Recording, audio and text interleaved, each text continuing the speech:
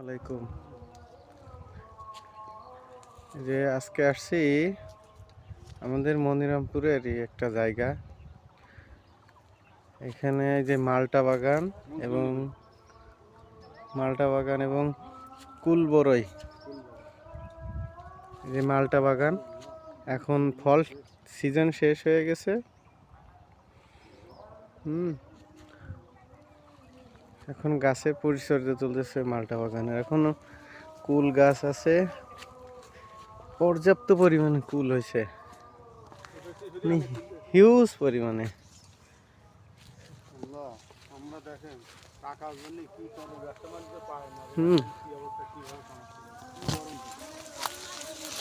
কুল আর কুল, কুল আর কুল,